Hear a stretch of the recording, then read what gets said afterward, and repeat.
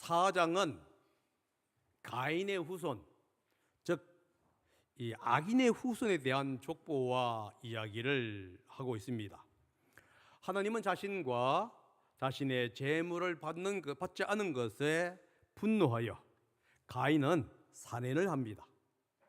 아담의 죄와 가인의 죄는 이 가인의 후손인 라멕의 시대에 가서 폭발적으로 악해지고 있지요. 반면에 5장은 셋의 후손에 대한 이야기입니다.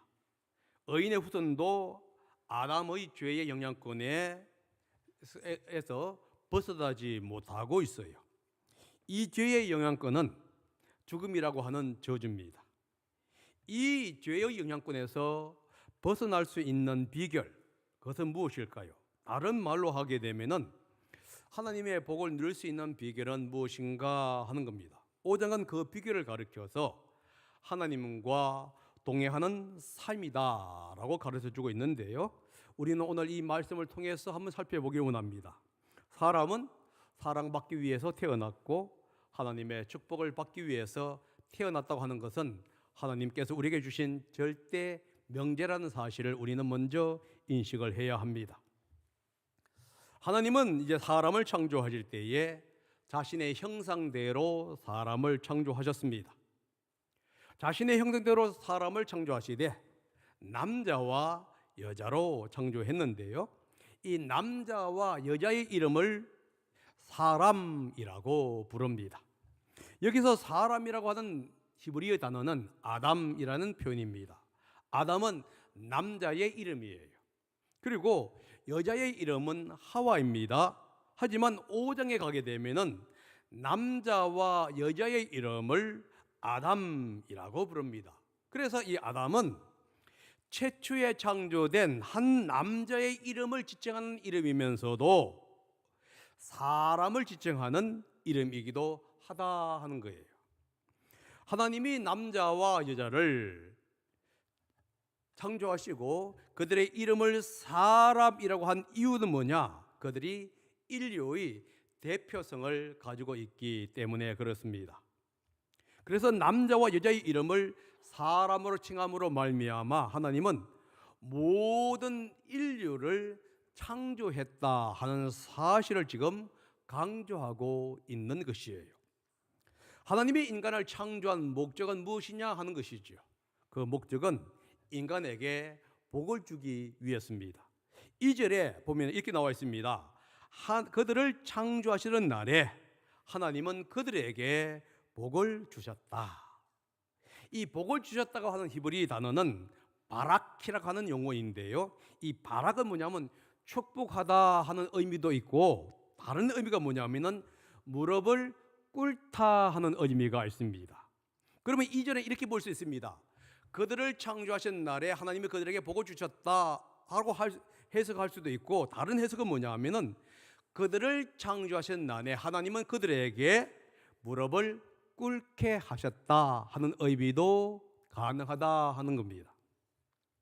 축복이란 뭐냐 하면은 위대한 존재가 비천한 존재에게 은혜를 주는 것을 가르쳐서 이제 축복이라고 합니다.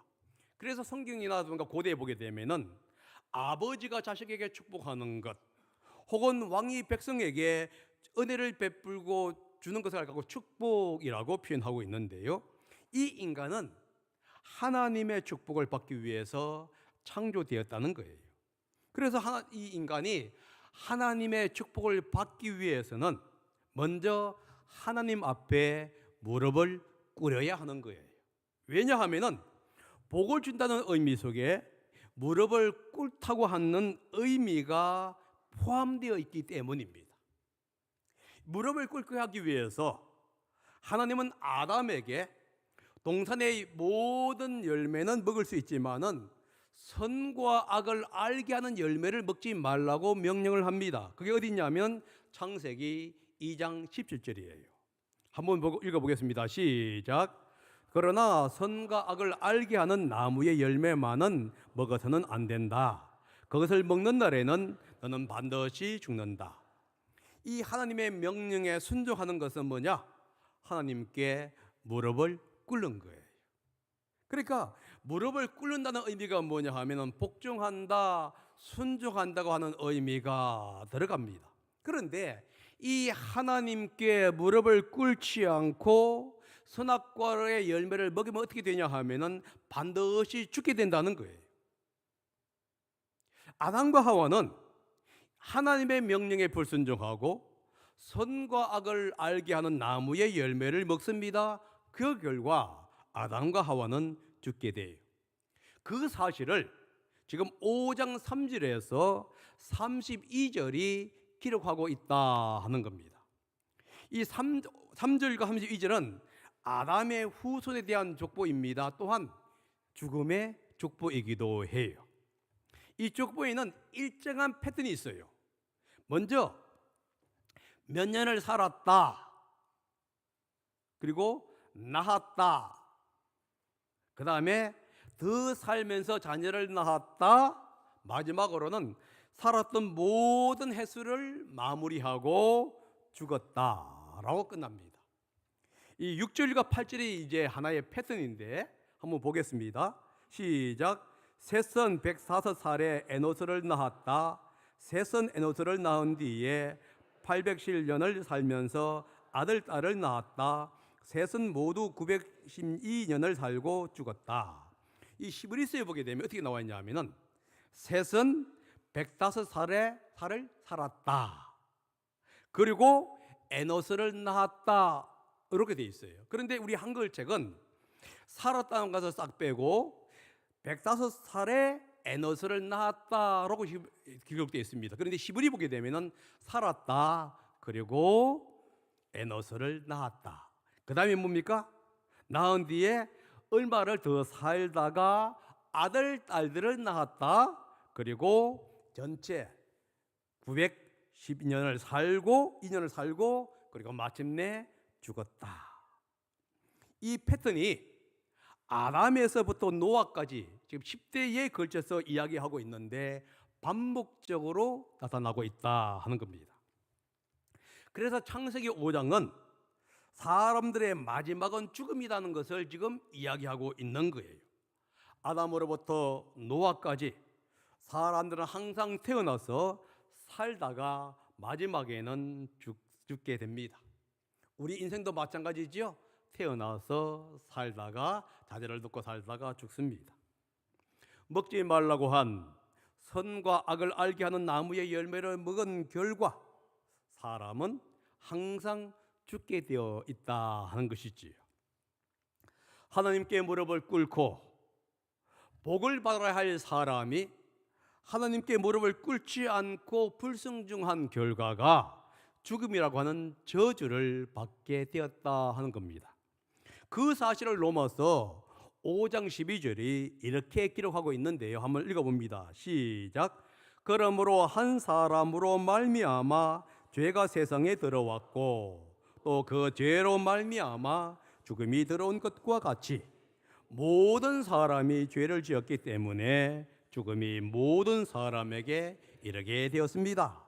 한 사람 아담으로부터 죄가 들어오고 그러므로 말미암아 죽음이 들어왔기 때문에 모든 사람에게 죽음이 인했다라고 신약은 이제 하나의 창세기에 있는 사건들을 결론을 내립니다. 그런데 이 죽음의 족보에는 몇 가지의 특징이 있다 하는 거예요. 하나가 뭐냐면은 이름만 언급이 되고 특별한 기록이 없는 사람들이 등장을 합니다. 그 중에 누가 있냐면은 게난, 마할랄렐 그리고 야렛이라고 하는 사람이 바로 그들이에요.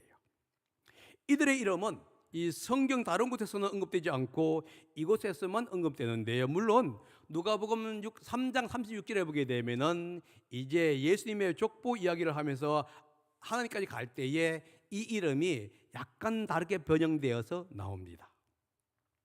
이들은 잘 알려지지 않은 인물이며 이들의 역할은 뭐냐? 이 족보의 연결고리일 뿐입니다. 이들이 잘 알려지지 않았고 다른 성경에 기록되지 않았다 할지라도 하나님의 계획 속에서 이들의 역할은 아주 중요했다는 사실을 기억해야만 돼요. 이들이 있었기 때문에 에녹이 있었고 노아가 있었습니다. 이들이 있었기 때문에 아브라함이 있었고 여러분과 제가 있다 하는 거예요. 비록 알려지지 않았다 할지라도 족보를 연결시키는 중요한 역할을 했다는 사실을 우리는 기억을 해야 합니다. 우리 교회는 이제 50주년 기념 행사를 합니다. 그래서 교회의 역사를 조사하면서 이제 기록을 하게 되는데요, 어떤 사람의 이름은 교회 역사에 기록이 될 것이고 어떤 사람의 이름은 교회 역사에 기록되지 않을 수도 있다 하는 거예요. 그러나 기록이 되든 기록이 되지 않든 모든 성도가 교회 역사에 중요한 역할을 했다는 사실은 부인할 수가 없다는 것이에요. 그들의 섬김과 헌신이 있었기 때문에 교회가 존재를 했습니다. 그리고 지금 존재를 하고 있고요, 앞으로도 존재하게 될 것이다 하는 겁니다. 그래서 성도들 중에서 어느 하나도 중요하지 않은 사람은 없다는 사실을 성경은 우리에게 가르쳐주고 있는 것이에요. 또 다른 특징이 어디 있냐면 3절에 나오는데요, 한번 읽어봅니다. 시작. 아담은 130살에 자기의 형상 곧 자기의 모습을 닮은 아이를 낳고 이름을 셋이라고 하였다. 아담은 130살에 살을 살았습니다. 그때 그는 자기의 형상, 자신의 모습을 닮은 아이를 낳고 이름을 셋이라고 부릅니다. 우리는 이 1절과 3절에서 두 가지 다른 표현이 나온다는 것을 알게 되는데요, 5장 1절에 보면은 사람을 창조할 때에 하나님의 형상대로 사람을 창조했다라고 얘기하지요. 반면에 3절에 가게 되면 아담이 아이를 낳았는데 자기의 형상을 닮은 아이를 낳았다라고 얘기합니다. 그러니까 하나님의 형상과 사람의 형상이라는 표현이 나오는데 이것은 두 가지 중요한 교훈을 우리에게 말씀하고 있는 것이에요. 첫째는 뭐냐 하면은 하나님의 형상이 아담을 통해서 후손들에게 전달되고 있다는 사실을 얘기하는 겁니다.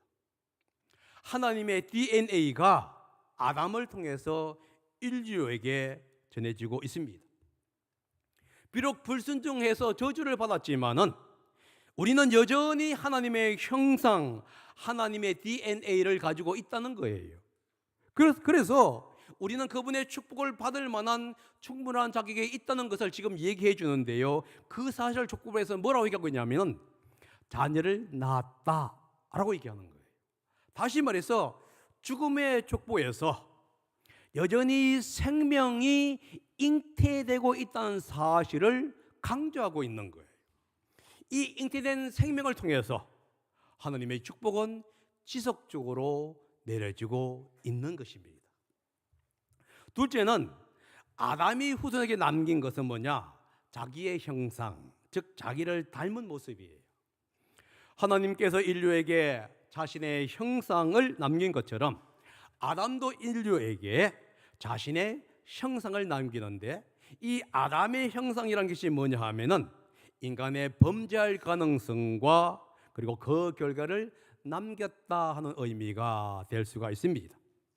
그래서 우리는 죄를 지을 수 있고 그 죄의 결과로 죽게 되는 것을 얘기하는지요. 그래서 성경은 족보는 뭐라고 하시죠? 마지막에 죽었다. 그러니까 이 족보 속에서 하나님의 축복의 형상과 인간의 저주와 그의 결과의 형상이 함께 공유하고 있다는 사실을 지금 얘기해 주고 있다 하는 겁니다. 사실 우리가 이 두 가지의 형상을 가지고 있다는 사실을 기억해야만 돼요. 하나님의 형상과 사람의 형상입니다. 그래서 우리는 하나님이 주시는 복을 유산으로 상속받을 뿐만이 아니라 또한 아담이 행한 죄의 가능성과 그 결과도 상속을 받고 있다는 것이에요. 인간의 역사는 어쩌면 이 두 가지의 형상의 싸움의 역사일 수가 있지요. 이것을 우리는 의와 악의 싸움이라고 표현을 합니다. 역사만 그럴까요? 우리 자신도 이 두 싸움에서 벗어날 수가 없는 거예요. 우리 마음속에 여전히 하나님의 형상을 통해서 하나님께 복을 받고 싶어하는 마음이 있는가 하면은 이 아담 인간의 어떤 형상 때문에 죄를 짓게 되고 그 결과로 처참한 결과를 낳을 수 있다고 하는 사실을 우리는 가지고 있습니다. 그래서 우리는 끊임없이 이 두 가지가 싸우는 거예요. 여러분, 믿는 사람만이 성령의 성품과 육신의 성품으로 싸우는 게 아니에요. 믿지 않는 사람도 두 가지 성품을 갖고 있는데 그게 뭐냐? 하나님의 형상과 아담의 형상이 여전히 싸우고 있습니다. 이것을 갖고 우리 뭐라 부르죠? 양심의 싸움, 이렇게 부르요. 그리스도인은요, 양심의 싸움뿐만 아니라 두 성품의 싸움이라고 우리는 표현을 하고 있다 하는 겁니다. 그러면은 어떻게 하면 이 싸움에서 승리할 수 있을까 하는 거예요. 어떻게 하면 이 죽음의 저주에서 이겨낼 수 있을까요? 어떻게 하게 되면은 하나님이 약속하신 복을 누릴 수 있을까 하는 우리는 질문을 던지고 그것을 생각해 보아야 한다 하는 겁니다. 이 싸움에서 승리할 수 있는 첫 번째 방법을 지금 29절이 가르쳐주고 있는데요. 한번 읽어봅니다. 시작. 그는 아들의 이름을 노아라고 짓고 말하였다. 주님께서 저주하신 땅 때문에 우리가 수고하고 고통을 겪어야 하는데 이 아들이 우리를 위로할 것이다. 지금 라멕이 182살에 아이를 낳고 그 아이의 이름을 가르쳐서 노아라고 짓습니다. 아들의 이름을 노아라고 지은 이유가 뭐냐? 저주에서 벗어나고자 하는 소망 때문이다 하는 거예요. 저주 아래서 사람들은 수고하고 고통을 겪습니다.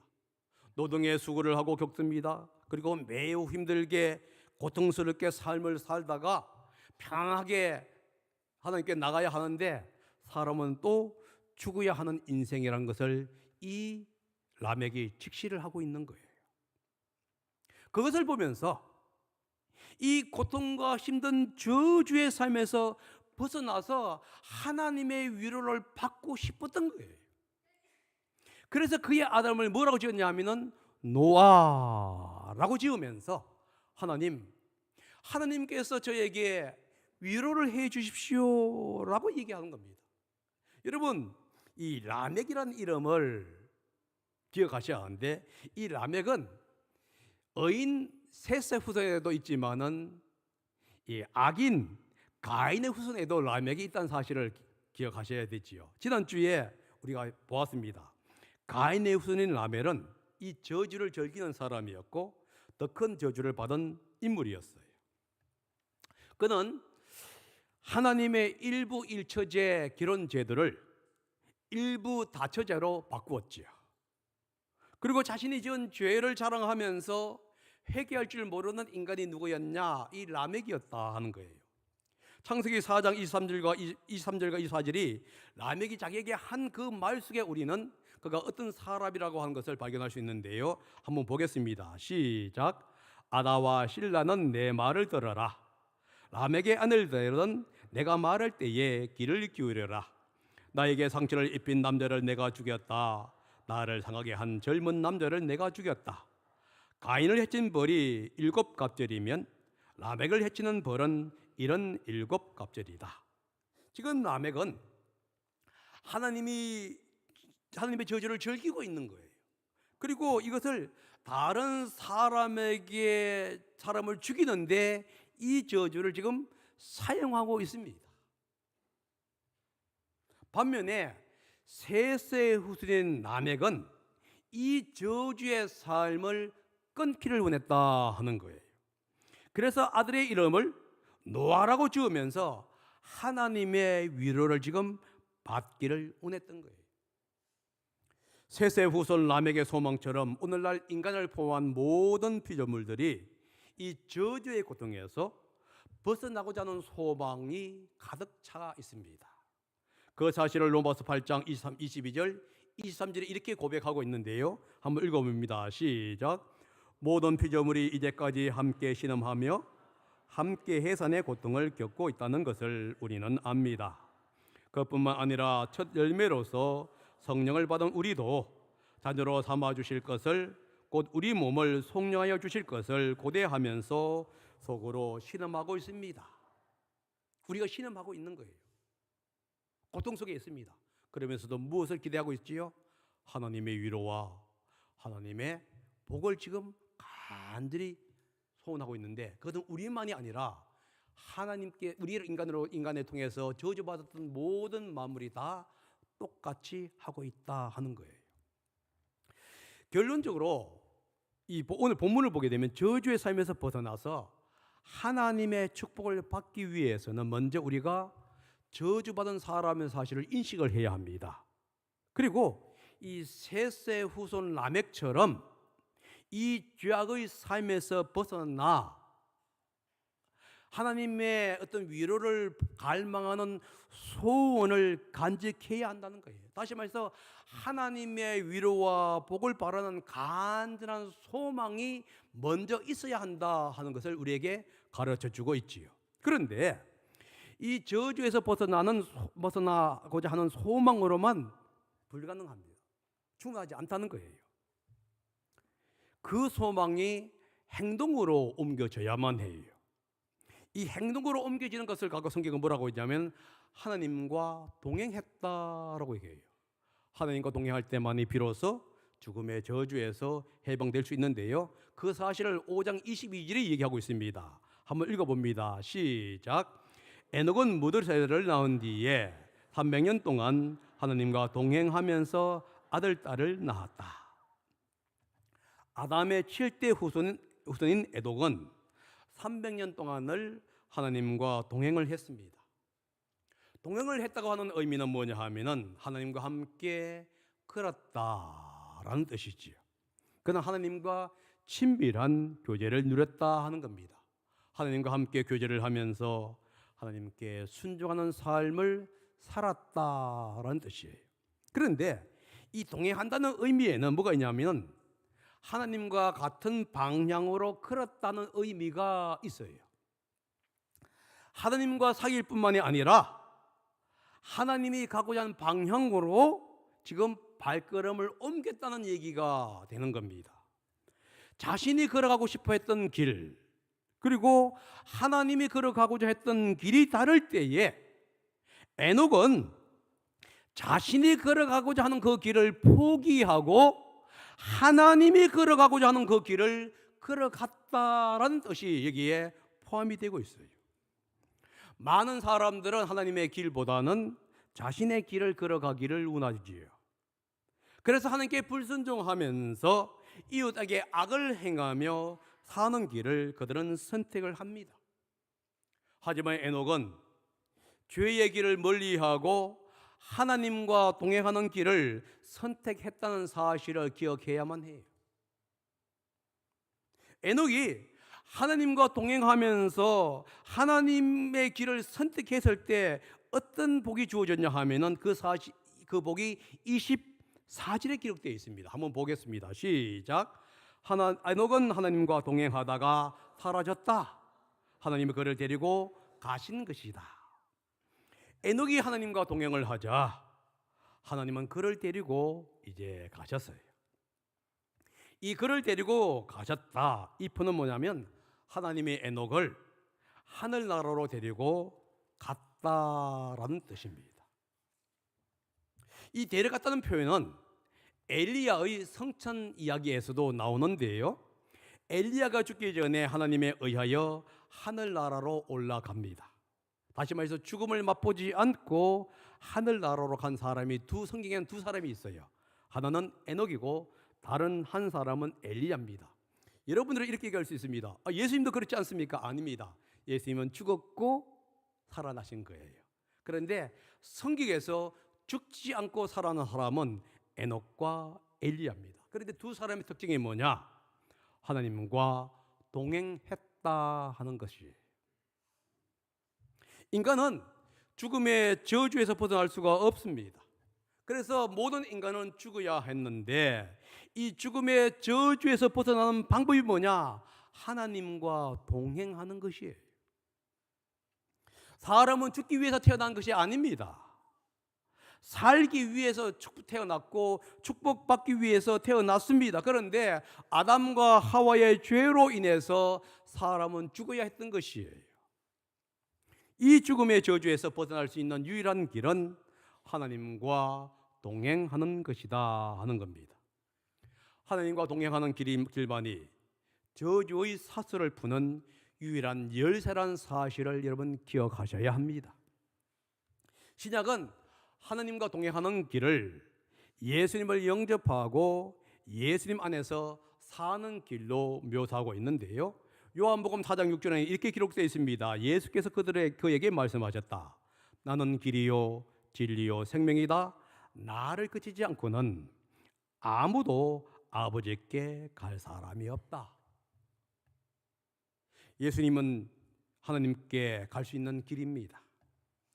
예수님과 깊은 교제를 나누는 길이 바로 하나님과 동행하는 것인데요, 믿지 않는 사람들은 먼저 예수님을 영접해야 합니다. 그런데 예수님을 영접한 믿는 사람들은 하나님과 깊은 교제를 이루어야 한다는 거예요. 다시 말해서 하나님과 동행하는 삶을 살아가야만 돼요. 이 세상 사람들은 하나님과 동행하는 대신에 자신의 길을 걸어가고 있어요. 우리는 이 세상 사람들이 가는 그 길을 걷는 것이 아니라 하나님이 원하는 방향으로 길을 가야 하고 하나님과 함께 동행하면서 삶을 살아가야 한다는 것을 지금 성경은 우리에게 말씀하고 있다는 사실을 우리는 기억해야만 합니다.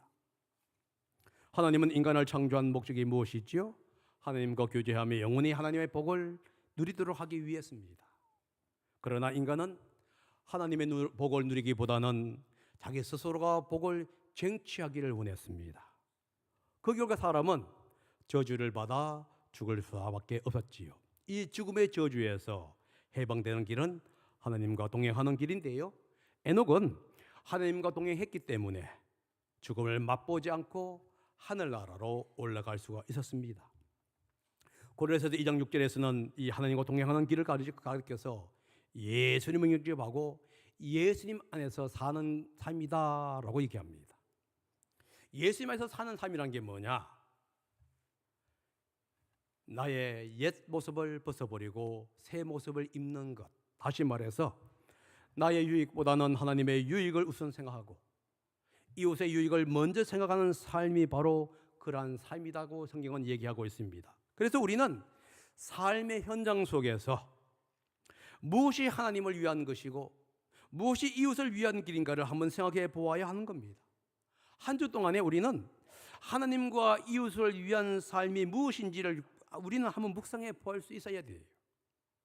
우리 그리스도인의 의무가 무엇이고 그리스도인은 어떠한 성품을 가지고 살아야 할 것이고 그리스도가 살아가야 할 목표의 방향은 무엇이고 그리스도인들이 이 땅을 살아가면서 악과 선이 있을 때에 이것을 어떻게 분별할 수 있는지 우리는 생각하는 그런 시간들을 가져야 한다 하는 겁니다. 이것이 바로 하나님과 동행하는 일이에요. 좀 더 구체적으로 얘기하면 가정에서 청소와 같은 작은 일을 도와주는 것도 하나님과 동행하는 일이 될 수가 있을 것입니다. 직장에서 먼저 출근해서 간단한 청소를 한다든가 다른 사람이 왔을 때 기쁜 마음으로 올 수 있도록 준비하는 것도 하나의 방법이 될 수가 있겠지요. 교회에서는요, 휴지나 전기 같은 것을 절약하는 것으로 될 수도 있고요, 먼저 주님 앞에 무릎 꿇으면서 예배를 위해서 준비하는 것도 하나님과 동행하는 삶이 될 수가 있습니다. 하나님과 동행하는 삶은 특별한 삶이 아니라 일상생활에서 이루어져야 하는 겁니다. 작은 일을 설칭하고 사람을 만날 때 함께 칭찬하고 격려하는 삶을 통해서 우리는 하나님과 동행하는 삶을 살아갈 수가 있다 하는 겁니다. 한 주간도 여러분들이 그런 삶을 살기를 예수님의 이름으로 축복합니다. 기도하겠습니다.